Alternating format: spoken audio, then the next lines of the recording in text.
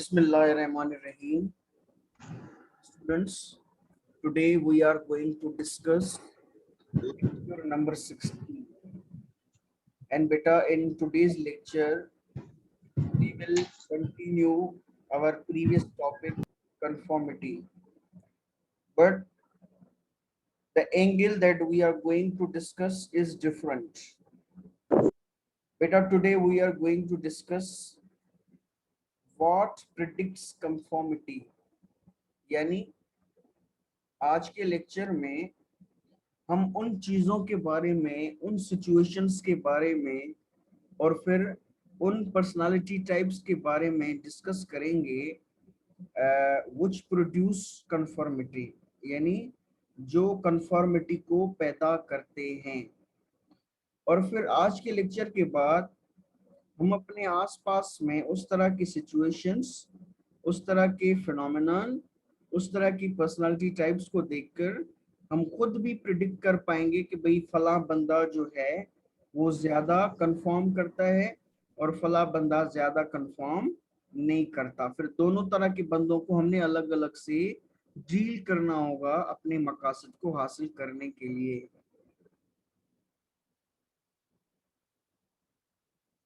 Number 1,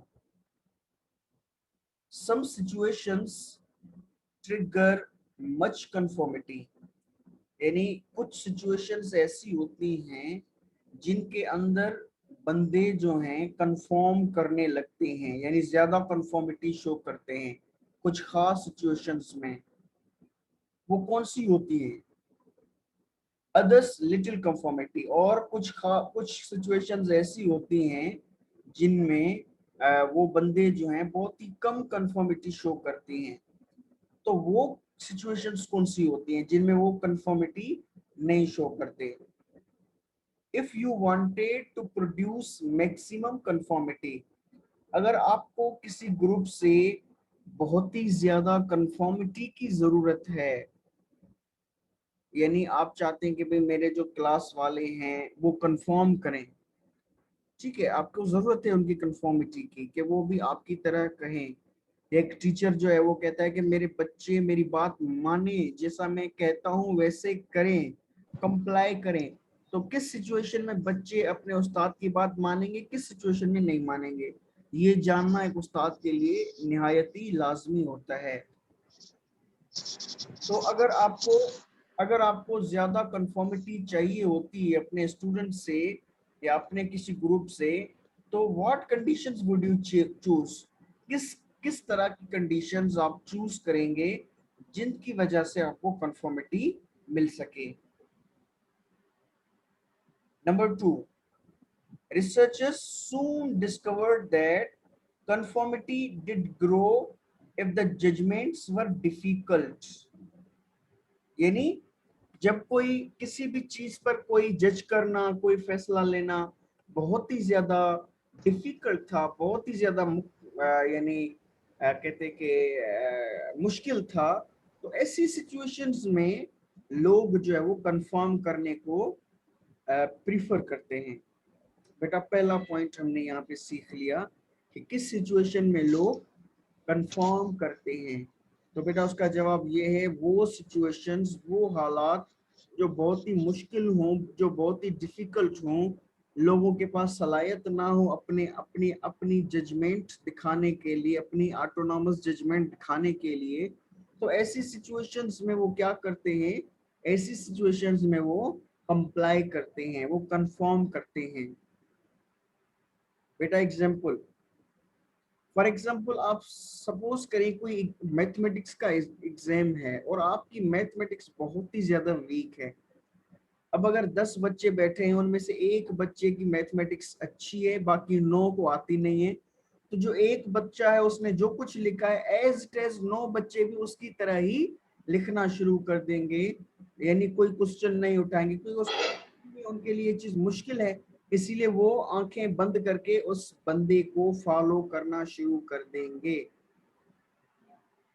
और if the participants failed in confident, एक तो सिचुएशन मुश्किल हो और दूसरी बात कि जो पार्टिसिपेंट हैं वो अपने आप को काबिल ना समझें इस मसले के को हल करने के लिए। जब आपके पास इनकॉम्पिटेंस हो यानी ना अहलियत हो, आपके पास अहलियत ना हो, ऐसी सिचुएशंस में आप दूसरों को फॉलो करते हैं, दूसरों को कंफर्म करते हैं, या सिचुएशन मुश्किल हो तब भी आप जो है वो दूसरों को कंफर्म करते हैं। Number 3, the more insecure we are about our judgments, the more influenced we are by others। यानी बेटा जब आपको अपनी जजमेंट्स पे कॉन्फिडेंस नहीं होता, आप कहते हैं यार पता नहीं ये बात सही हो या ये बात गलत हो, ऐसी सिचुएशन में आप दूसरे लोगों को कंफर्म करते हैं। जी बेटा, इस पहली स्लाइड में हमने 3 पॉइंट सीखी हैं, यानी 3 चीजें हमने सीखी हैं जिनके असर से जो दूसरे लोग हैं वो कंफर्म करते हैं। वो क्या क्या हैं, प्लीज टेल। नंबर 1। सर पहला यही कि जब जजमेंट लेने में कोई मुश्किलात पेश आए। दूसरा यही कि जब हम खुद को नाकाबिल समझे किसी काम करने में। और तीसरा यही कि हम पुख्ता ना रहे अपने फैसले लेने से कि जो फैसला मैंने लिया है वो सही है कि नहीं। एग्जैक्टली, ये 3 चीजें होती हैं। अगर ये 3 चीजें होंगी तो हम क्या करेंगे, we will not use our own mind, but we will look around and then see how the people are doing, we also will start doing that। अच्छा बेटा, उसके बाद ग्रुप साइज, यानी जो ग्रुप साइज है ये भी इस चीज का तयन करती है कि लोग जो है कंफर्म करेंगे या वो अपना माइंड यूज करके कोई इंडिपेंडेंट राय कायम करेंगे। ग्रुप साइज,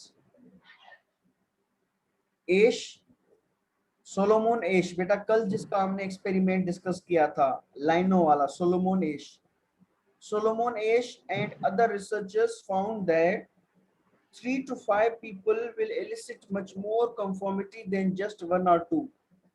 यानी बेटा इन रिसर्चर्स ने ये फाइंड आउट किया था कि अगर एक तरफ सिर्फ 1 या 2 बंदे हैं और दूसरी तरफ 3 या 5 बंदे हैं, तो जो 3 या 5 बंदे होंगे उनमें कंफर्मिटी के चांसेस ज्यादा होंगे बिनिस्बत 1 या 2 बंदे। यानी जब 1 या 2 बंदे होते हैं उनकी मौजूदगी में आप अपना माइंड यूज करते हैं, आप उनको फॉलो नहीं करते।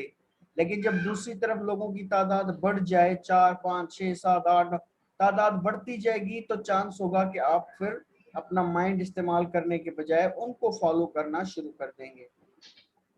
जी बेटा, क्या सीखा हमने इस स्लाइड में?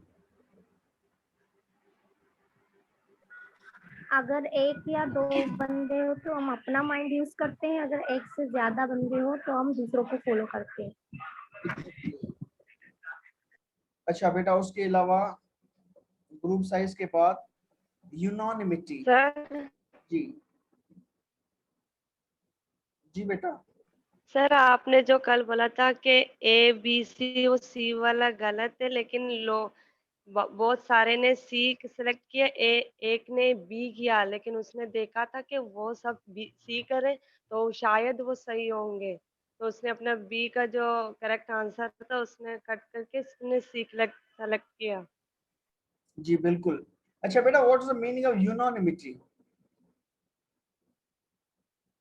एनीवन? यूनानिमस, बेटा ये लफ्ज जो है वो यूनानिमस से निकला हुआ है। यूनानिमस कहते हैं when a whole of the group, when all of the members agree upon any one point, किसी एक पॉइंट पर एग्री हो जाए। फॉर एग्जांपल सारा क्लास कहता है कि आज जो है वो हमने क्लास लेनी चाहिए, सारा क्लास कहता है कि आज हमने ट्रिप पे जाना चाहिए।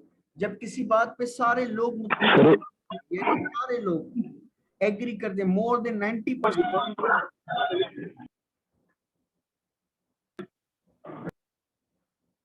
बेटा अपनी माइक्स को बंद कर दे प्लीज। अच्छा, जब सारे लोग एग्री करें किसी पॉइंट पर, तो उस एग्रीमेंट की वजह से भी जो है वो दूसरे लोग जो बाकी बच्चे खुचे होते हैं वो भी एग्री करना शुरू कर देते हैं, वो भी कंफर्म करना शुरू कर देते हैं। Number 1, imagine yourself in a conformity experiment. यानी आप अपने आप को इमेजिन करें कि आप भी किसी इस तरह के कंफर्मिटी के एक्सपेरिमेंट में पार्टिसिपेट कर रहे हैं, in which all but one of the people responding before you give the same wrong answer. यानी आपके सामने अगर 10 बंदे बैठे हैं तो आप 11वें हैं, ठीक है। अब 10 में से 9 बंदे गलत जवाब देते हैं, लेकिन एक बंदा जो है वो बिल्कुल वही जवाब दे रहा है जो आपके माइंड में है। यानी आपको अब एक बंदा मिल गया अपने आप को सपोर्ट करने के लिए। Number 2, would the example of this one non-conforming confederate be as liberating?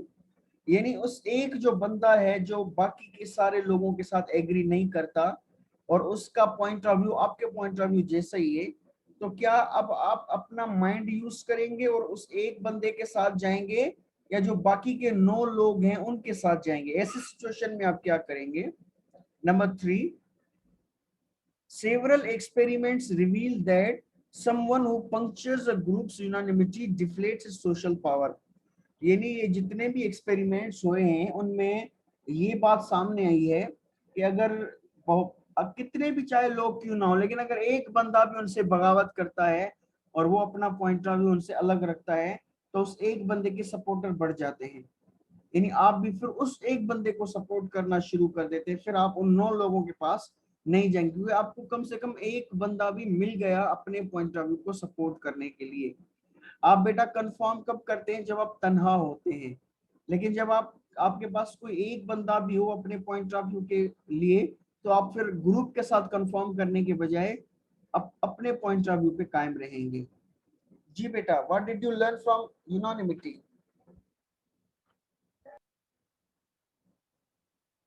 Hello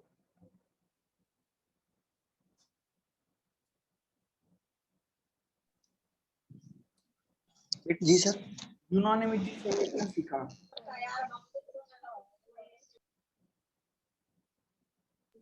unanimity sir, जी जब एक ग्रुप के सारे बंदे किसी एक पॉइंट पर अग्री हो तो उसको यूनानिमिटी कहते हैं।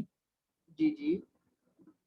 और सर फिर आपने कहा था कि अगर एक ग्रुप के बंदे कोई और बात कर रहे हो और एक बंदा वो बात कर रहा हो जो तुम्हारे माइंड में है, तो हम उस ग्रुप के पास नहीं जाएंगे, हम उसी एक ही बंदे के पास जाएंगे जो जिसका पॉइंट ऑफ व्यू हमारे से मिलता है। एग्जैक्टली। अच्छा, number 4, people will usually voice their own convictions if just one other person has also differed from the majority. यानी इन तजुर्बात से जाहिर होता है कि अगर कोई एक बंदा भी पूरे ग्रुप के खिलाफ चला जाए और उस एक बंदे के व्यूज आपके व्यूज के साथ मिलते जुलते हों तो आप उस एक बंदे के पीछे चलेंगे बजाय कि आप ग्रुप के। Number 5, conformity experiment. अच्छा बेटा, यहाँ से आपने क्या सीखा? बेटा यहाँ से आपने ये सीखा कि फॉर एग्जांपल आप एक टीचर हैं, मैं एक टीचर हूँ। अब आप किसी पॉइंट ऑफ व्यू पर अपने क्लास को रखना चाहते हैं। अब एक स्टूडेंट उठकर आपके उस पॉइंट ऑफ व्यू के खिलाफ अगेंस्ट जाता है, नहीं सर ऐसा तो हम नहीं होने देंगे। अब आप उस एक बंदे को हल्का ना लें, आप उस एक बंदे को हल्का ना लें कि भाई ये तो एक बंदा है, यहाँ तो पूरी क्लास है। वो एक बंदा आप दूसरे लोगों को भी बागी बनाएगा, यानी दूसरे लोग उस एक बंदे की देखा देखी उसकी तरह करना शुरू कर देंगे। So you should not take lightly that person, even one person should not be taken lightly.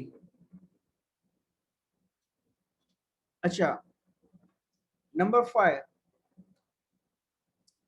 conformity experiments teach the practical lesson that it is easier to stand up for something if you can find someone else to stand up with you. यानी इन तजुर्बात से हमने ये सीखा है, conformity के ऊपर जितने भी तजुर्बात किए गए हैं उनसे हमें ये सीख मिलती है कि अगर आपको एक भी बंदा अपनी सपोर्ट के लिए मिल जाए तो फिर आप अपने पॉइंट ऑफ व्यू पर स्टैंड लेने के लिए आप तैयार हो जाते हैं। आपके लिए इजी बन जाता है जब आपके साथ कम से कम एक मेंबर आपके साथ हो जाता है। Number 6, observing someone else's dissent even when it is wrong can increase our own independence. यानी कहते हैं कि आप जब किसी और की डिसेंट देखते हैं यानी आपके सामने कोई और बंदा ग्रुप के साथ क्या कहते हैं कि इख्तिलाफ रखता है, ग्रुप के साथ इख्तिलाफ रखता है, even when it is wrong, even वो गलती क्यों ना हो, वो गलती क्यों ना हो, लेकिन उसकी अपनी जो इंडिपेंडेंस है वो उससे बढ़ती है, वो उससे बढ़ती है। जी बेटा, what did you learn from this last point? Hello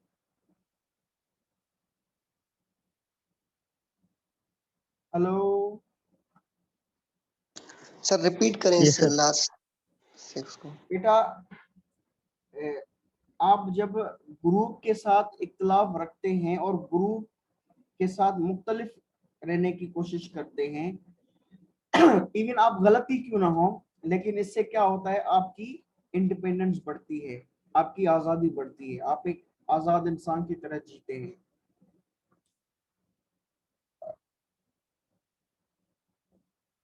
बेटा सर हम ये भी कह सकते हैं कि मतलब इनफरादी तौर पर जो लोग काम करते हैं वही लोग इनकलाब भी लाते हैं। एग्जैक्टली, यानी अच्छा, इस बात की परवाह नहीं करनी चाहिए कि भाई मैं गलत हूँ।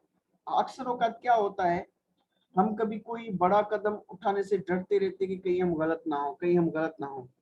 फॉर एग्जाम्पल आप देखें, बच्चे जो अक्सर जवाब आता भी है लेकिन फिर भी वो नहीं बोलते क्योंकि वो ये समझते हम गलत ना हो, गलत ना हो। तो इवन गलत भी हो, लेकिन इससे आपको ये होनी चाहिए कि भाई कम से कम मैं एक इंडिपेंडेंट हूँ, मैं बोल सकता हूँ, ठीक है, मुझे बोलने की आजादी है। इससे क्या होता है, आपका पावर बढ़ता है, आपकी वैल्यू बढ़ती है। जी बेटा, अच्छा, अब तक जो आपने सीखा है, एक तो है गोइंग बिहाइंड द क्राउड, यानी लोगों की तरफ जाना जिस तरफ लोग जाते हैं, और एक होता है using your own mind, using your own mind. दोनों में से कौन से फिनोमिनन बेहतर है? Sir, using your own mind well. अच्छा, do you think it is easy और डिफिकल्ट? डिफिकल्ट है सर, बहुत ज्यादा। हाँ, दूसरों की तरफ आप बहुत छोटे इजी है सर। आप देखिए, आप छोटे से छोटी चीज भी करते हैं ना, तो आप अपने आसपास देखते हैं कि आया मैंने जो कुछ किया है दूसरे लोग उसको एक्सेप्ट करते हैं या नहीं करते। अगर आप देखते हैं कि थोड़े से लोग उससे डिसएग्री करते हैं तो आप अपना वो पॉइंट ऑफ व्यू चेंज कर देते हैं। तो इट इज शुरू में ये जो बहुत ज्यादा मुश्किल लगता है, लेकिन एक बार आपने कर दिया तो फिर वो आप चीज आपके लिए इजी बन जाती है। अच्छा बेटा, तीसरा पॉइंट है कोहेजन का। कोहेजन कहते हैं द डिग्री ऑफ अटैचमेंट। बेटा, what's the meaning of cohesion? The degree of degree of attachment, यानी आप लोगों की अपने ग्रुप के साथ अटैचमेंट कितनी है, डिग्री क्या है, बहुत ही ज्यादा है, हाई लेवल आपकी है कोहेजन की, या लो लेवल यानी बहुत ही कम है अटैचमेंट। ये चीज भी, ये नहीं, इस बात का तयन है अपने ग्रुप के साथ कोहेजन नहीं। अगर आपकी कोहेजन ज्यादा है ग्रुप के साथ, यानी अटैचमेंट बहुत ज्यादा है ग्रुप के साथ, तो आप भी वही चीज करेंगे जो आपका ग्रुप करता है, आप उसके साथ खड़े हो जाएंगे। लेकिन अगर आपकी कोहेजन नहीं है अपने ग्रुप के साथ, तो क्या होगा, आप नहीं खड़े होंगे। बेटा, इसकी मिसाल मैं आपको बताता हूँ कि जिस तरह से इंटीरियर सिंध में होता है कास्ट कन्फ्लिक्ट, यानी जो ये जातें होती हैं फलां कास्ट, अक्सर औकात उन बड़ी बड़ी कास्टों के आपस में झगड़े हो रहे होते हैं, खूनी झगड़े हो रहे होते हैं। अब आप अगर जागीरानी है तो आप जो जखरानी है उनके साथ ये जो जंग चल रही है, आप भी अपनी कौम का साथ देंगे, जागीरानियों का साथ देंगे, ठीक है बेटा। तो ये क्यों होता है, क्योंकि अटैचमेंट ज्यादा होती है अपनी कास्ट वालों के साथ। लेकिन अगर आप कराची जैसे माहौल में हो जहाँ पे कोई किसी के लिए नहीं होता, हर कोई अपनी अपनी जिंदगी जीता है, तो वहां पे अगर किसी कास्ट का दूसरी कास्ट के साथ कोई झगड़ा हो तो आप जानबूझकर अपने आप को उस आग में नहीं डालना चाहेंगे। इट मीन शहरों में अटैचमेंट कम होती है कास्ट के साथ, गांव में अटैचमेंट ज्यादा होती है कास्ट के साथ। इसीलिए जहाँ पे अटैचमेंट ज्यादा हो वहां पे आप अपनी कास्ट वालों के साथ खड़े हो जाते हैं, जहाँ पे अटैचमेंट कम हो आप उनके साथ खड़े नहीं होते। नंबर 1, अ वी फीलिंग, बेटा इस अटैचमेंट को वी फीलिंग भी कहते हैं, यानी हमारी फीलिंग्स एक जैसी हैं। A we feeling the extent to which members of a group are bound together, यानी किस हद तक ये जो मेंबर्स हैं एक दूसरे के साथ जुड़े हुए हैं। Such as by attraction for one another, यानी एक दूसरे के साथ कितने एक दूसरे को मुतासिर करते हैं, कितने एक दूसरे के साथ जुड़े हुए हैं, उनकी यूनिटी किस हद तक है। Number 2, the more cohesive group is, जितना ज्यादा वो ग्रुप कोहेसिव है यानी एक दूसरे के साथ अटैच है, जुड़ा हुआ है, the more power it gains over its member, तो उससे क्या होता है, मेंबर्स के ऊपर पावर भी बहुत ज्यादा है ग्रुप वालों का, और फिर मेंबर भी वही करते हैं जो ग्रुप कहता है। Number 3, in experiments too, group members who feel attracted to the group are more responsive to its influence, यानी वो मेंबर्स एक्सपेरिमेंट्स में, वो मेंबर्स जो अपने ग्रुप के अट्रैक्शन को यानी ज्यादा फील करते हैं, ज्यादा ग्रुप की तरफ अट्रैक्टेड होते हैं, वही यानी उसके इन्फ्लुएंस पर बहुत ज्यादा रिस्पॉन्सिव होते हैं, यानी वही उस ग्रुप की बात मानते हैं जो अपने ग्रुप से ज्यादा मुतासिर होते हैं। बेटा इसका मिसाल मैं आपको बताऊं, फॉर एग्जांपल यूनिवर्सिटियां हैं, आप अपनी यूनिवर्सिटी का मिसाल देख लें। हमारी यूनिवर्सिटी में तो नहीं है ये जो मुख्तलिफ स्टूडेंट काउंसिल्स होती हैं, Baloch student council, Sindhi student council, Punjabi student council, लेकिन बड़ी बड़ी यूनिवर्सिटियों में है। अब अगर आप पंजाबी हैं और आपकी यूनिवर्सिटी में कोई पंजाबी स्टूडेंट फाउंडेशन यानी है काउंसिल है, अब अगर आप उसके साथ बहुत ज्यादा उठते बैठते हैं, आप कोई कॉम्प्रस्त हैं, आप दूसरे दोस्तों के साथ भी मीटिंग में जाते रहते हैं, इधर उधर जाते रहते हैं, जब आप बहुत ज्यादा मुतासिर होंगे ना अपनी उस काउंसिल से, आप अपने क्लास छोड़कर, आप अपने प्रोजेक्ट छोड़कर भी उन लोगों के जलसे जुलूसों मीटिंग्स में जाएंगे। लेकिन अगर आप हैं तो पंजाबी, लेकिन आप जो है वो अपने उससे नहीं है इतना ज्यादा मुतासिर, आप कहते हैं भाई मेरा कोई लेना देना नहीं है इस तरह की एक्टिविटीज से, यानी आप उनसे ज्यादा मुतासिर नहीं है, तो आप अपना काम करते रहेंगे, उनकी मीटिंग्स वगैरह में नहीं जाएंगे, जैसा वो लोग आपको कहेंगे आप वैसा नहीं कर रहे होंगे।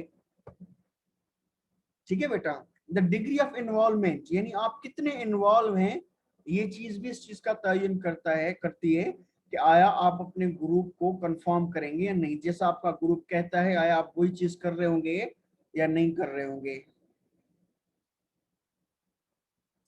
Number 4, they do not like disagreeing with other group members, यानी इस तरह के लोग जो है वो अपने दूसरे मेंबर्स के साथ डिसएग्री नहीं करना चाहते। डिसएग्री क्या होता है, डिसएग्री यानी उनके अगेंस्ट जाना, जैसा वो कर रहे हैं या कह रहे हैं आप वो चीज ना करें, इसको कहते हैं डिसएग्री। तो इस तरह के मेंबर अपने ग्रुप के साथ डिसएग्री नहीं करते, बल्कि आंखें बंद करके ग्रुप की हिदायत पर अमल करते रहते हैं। Number 5, fearing rejection by group members whom they like, they allow them a certain power, यानी कभी कभी क्या होता है, फॉर एग्जाम्पल आप फैमिली की बात क्यों मान रहे होते हैं, आप हर बात मान रहे होते हैं, आपको परवाह होती है भाई क्या सोचता है, बहन क्या सोचती है, माँ क्या सोचती है, बाप क्या सोचता है, क्योंकि आपको उनकी परवाह होती है और आप जो है फिर उनकी बात मानते भी हैं। अगर मैंने बात नहीं मानी तो मुझे घर से निकाल दिया जाएगा। अच्छा, यानी कि उनको आप एक तरह का पावर देते हैं अपने ऊपर कि आप उनकी कहे पर अमल करें।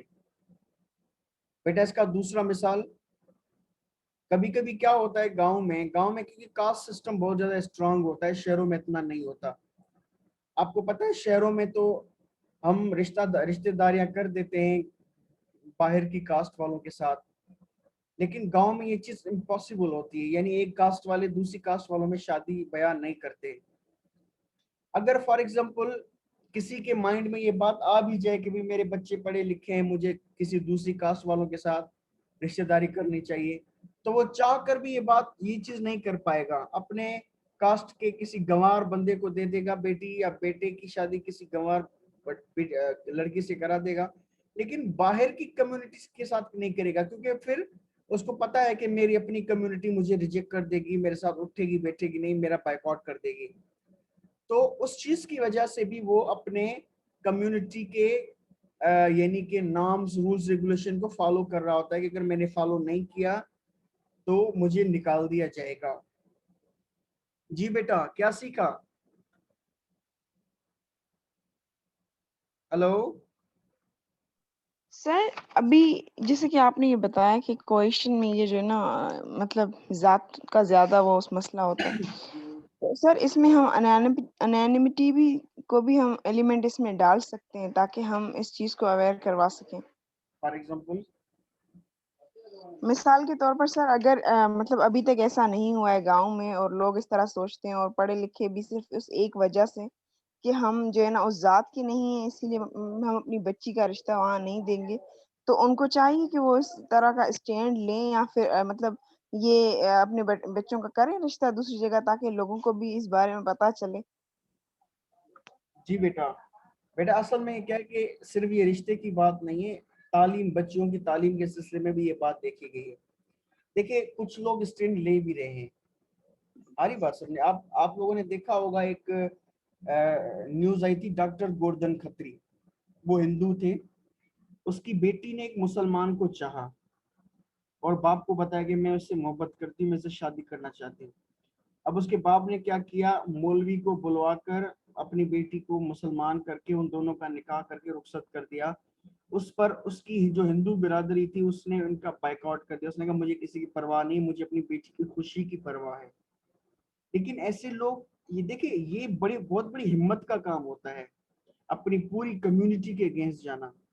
इट्स नॉट अ इजी, लेकिन लोग जाते हैं। और फिर ऐसे लोग ही क्या कहते हैं कि कहते हैं ना, आपको चेंज लाने के लिए थोड़ा सा कंफ्लिक्ट में जाने की जरूरत पड़ती है। यानी आप कंफ्लिक्ट को फेस करने के लिए भी रेडी होते हैं कि भाई चाहे कुछ भी हो जाए मुझे ये चीज करनी है। फिर आप मुश्किलात सहने के लिए तैयार हो जाते हैं और फिर ऐसे लोग दूसरों के लिए रास्ता बना के जाते हैं। Is it clear? Yes sir. Sir जैसे कि यस एक sir. Film sir Henry Ponda, तो उसमें भी हेनरी फोंडा ने सर ये कहा था कि it is difficult to stand alone as a minority of one but doing so sometimes makes a hero. जी जी, बिल्कुल बिल्कुल। अच्छा बेटा, उसके बाद है स्टेटस। यानी आपका जो स्टेटस है वो भी इस बात का तयन करता है कि आया लोग आपके साथ कंफर्म करेंगे या नहीं करेंगे, आप लोगों के साथ कंफर्म करेंगे या नहीं करेंगे। स्टेटस का एलिमेंट भी आ जाता है। Number one, as you might suspect, higher status people tend to have more impact। यानी जिन लोगों का स्टेटस ज्यादा होता है, हायर होता है, उनका इम्पैक्ट भी ज्यादा होता है। आप देखें, आप लोगों के जो है ना वो कॉन्टेक्स्ट अपने क्लास फेलोज के साथ भी होंगे, टीचर्स के साथ भी होंगे, लेकिन आप स्टूडेंट्स की बात नहीं मानते, टीचर्स की बात मानते हैं।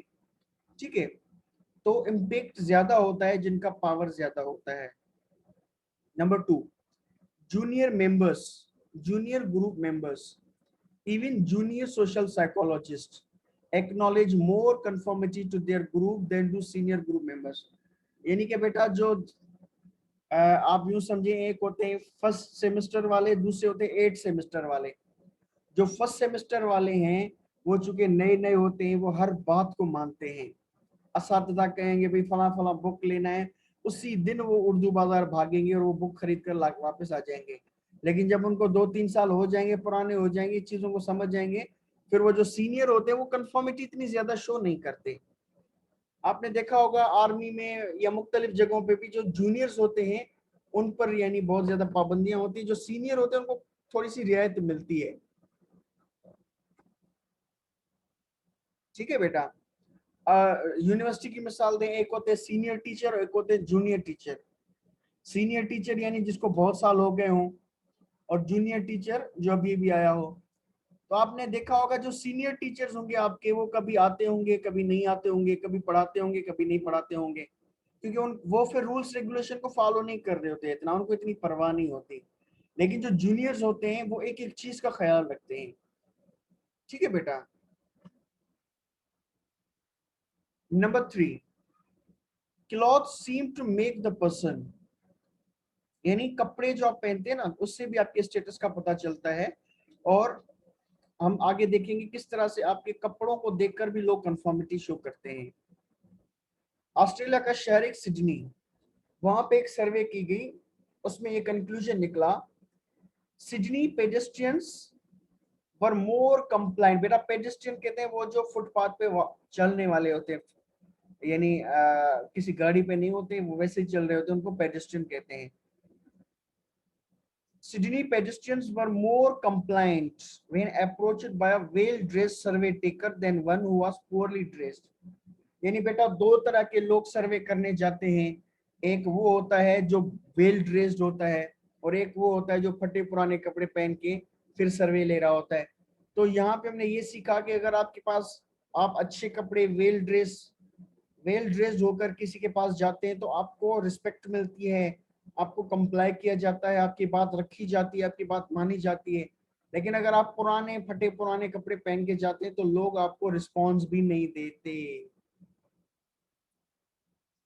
नंबर 4 सर एक जी सर नंबर 3 में आप मुझे एक बात बताइए सर। मैंने एक फेसबुक पे एक प्रैंक देखा था, तो उसमें एक ड्रेस्ड होता है और वो एक लड़की होती है, वो वेल ड्रेस्ड होती है, लेकिन वो जब वो लोगों के पास एक एक्सपेरिमेंट करने के लिए जाते हैं तो वो लड़का बोलता है कि मेरा वॉलेट जो है ना वो गुम हो गया है, तो आप मुझे क्या हेल्प कर सकते हैं। तो वो तकरीबन जो है ना लड़के को इग्नोर करते हैं, और वो लड़की भी वेल ड्रेस्ड होती है, लड़का भी होता है, तो वो लड़की को ज्यादा प्रीफर करते हैं, उसको 100 200 500 दे देते हैं, लेकिन लड़के को वो मतलब 95% वो रिजेक्ट करते हैं। ऐसा क्यों सर? आपने यहाँ पर वेल ड्रेस्ड की बात की है तो। अच्छा, यहाँ पे जेंडर का एलिमेंट भी आ गया, क्योंकि we are always attracted to the opposites. हम जो है ना अपने अपोजिट में अट्रैक्ट होते हैं, लड़के लड़कियों पे, लड़कियां लड़कों पे। अब यही तजुर्बा अगर किया जाता और फिर देखा जाता कि जो लड़कियां हैं वो किसको सपोर्ट करेंगी, आया वो वेल ड्रेस लड़की है उसको ही सपोर्ट करेंगी या वेल ड्रेस लड़का है उसको ही सपोर्ट करेंगे, फिर एक और यानी इंटरेस्टिंग कंक्लूजन सामने आ जाता। अच्छा बेटा, number 4, Milgram reported that in his obedience experiments, people of lower status accepted the experimenter's commands more readily than people of higher status। यानी बेटा जो कल हमने स्टेनले मिलग्राम का एक्सपेरिमेंट डिस्कस किया था, उसमें इस बंदे ने जब अपने व्यू पॉइंट्स दिए थे तो इसने कहा कि दो तरह के यानी रिस्पोंडेंट्स थे मेरे। एक रिस्पोंडेंट्स वो थे जो कि हायर स्टेटस से ताल्लुक रखते थे और दूसरे रिस्पोंडेंट्स वो थे जो लोअर स्टेटस के साथ ताल्लुक रखते थे। तो इसने कहा कि जो लोअर स्टेटस वाले थे वो इजीली मुझे कंप्लाई कर रहे थे, मेरी हर बात मान रहे थे, लेकिन वो जो हाईली स्टेटस वाले थे वो सोच समझकर मेरी बात मान रहे थे। इट मींस बेटा वो जो आपसे कम स्टेटस वाले लोग हैं वो आपकी बहुत ज्यादा रिस्पेक्ट भी करेंगे, आपकी बात भी मानेंगे, लेकिन आपके जो ज्यादा स्टेटस वाले हैं वो उनको आपको उनकी बात माननी पड़ेगी।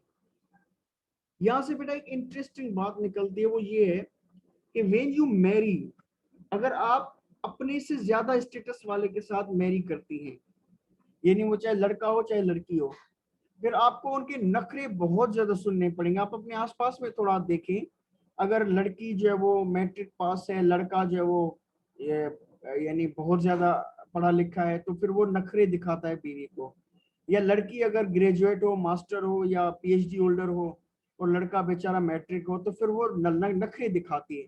तो बेटा आपका जो आपसे जो हायर स्टेटस वाले हैं, अगर आप उनके साथ मैरिज भी करते हैं तो आपकी मैरिज नाकाम जाती है। तो इसके लिए सबसे अच्छा कहते हैं कि आप अपने लोअर स्टेटस वालों के साथ ज्यादा उठे बैठे और उनके साथ जो है वो इस तरह का रिलेशनशिप कायम करें।